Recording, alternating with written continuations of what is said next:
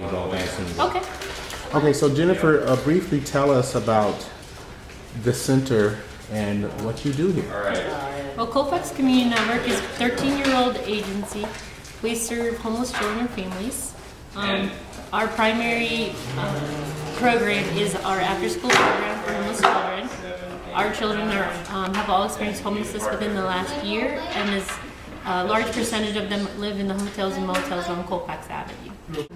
In addition to our after-school program, we have a food pantry, a clothing pantry.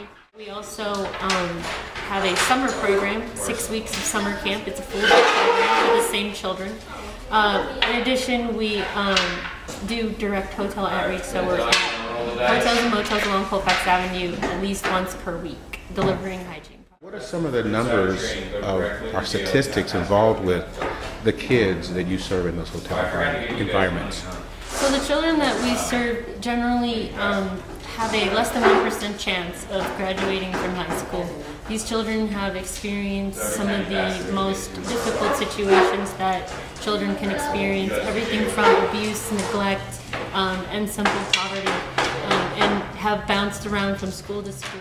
And so their education has definitely suffered. All of our kids are behind academically, struggling just to do simple arithmetic and learning to read because they aren't in a stable school environment for a full year. The Aurora Public School System currently has well over 1,000 children that are unaccompanied or homeless in the system. Those are the numbers that we can track at any given point in time. There's an annual point-in-time survey, and the schools do the best they can to keep track of which kids are homeless. But we find children on a regular basis that are not identified by the school district, and the school district sends children our way that we're unaware of. So it's an imperfect way to determine the number of children that are currently homeless, but we know that it's well above 1,500 children in Aurora Public Schools alone. Well, in our particular intensive program, able to serve approximately 25 children at a time. And during our summer program, the same number applies. We try to serve as many as we can over the course of 6 weeks by giving children access to at least a 2-week window of programming. But our after-school program really does do an intensive program, and so we have to limit the number of children. Basically, we don't have the capacity to do more than 25 because we transport children from school to our location and then transport them home again, and we only have 2 vehicles to do that with, and staff and space for 25 kids. Is there a need right now for you as far as financially to help serve and serve the community better? Yes, we're a very small organization of 4 individuals. We have a very limited budget. We literally feed our kids on $1 a day per child. We cannot function without our volunteers and the in-kind donations we get from the community.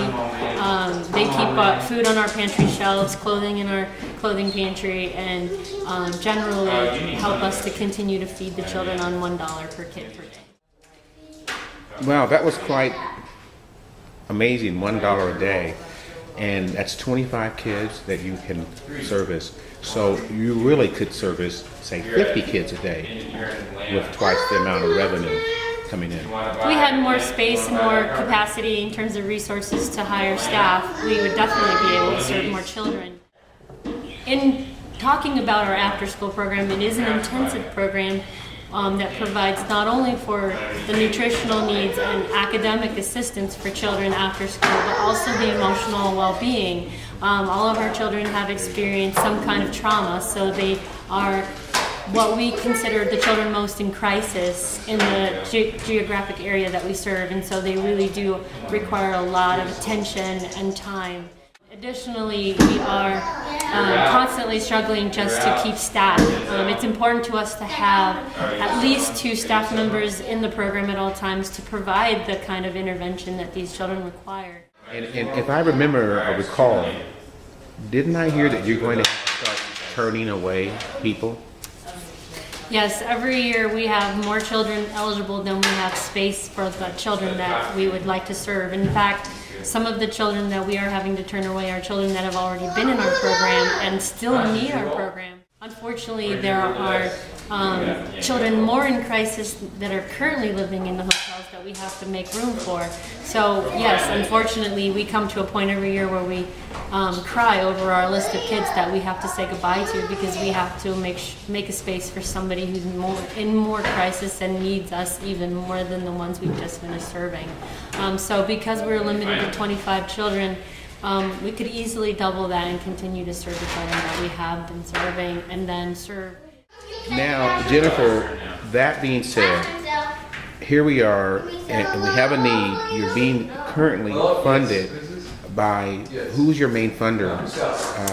Currently, our main funder is the Aurora Public School System. In addition to the education assistant, they also provide some Title I funding for our staff, and then we do receive some major grants from groups like the Daniels Fund. Previously, we've received funding from Anschutz Foundation, Anschutz Family Foundation, and some of the other major foundations in the community.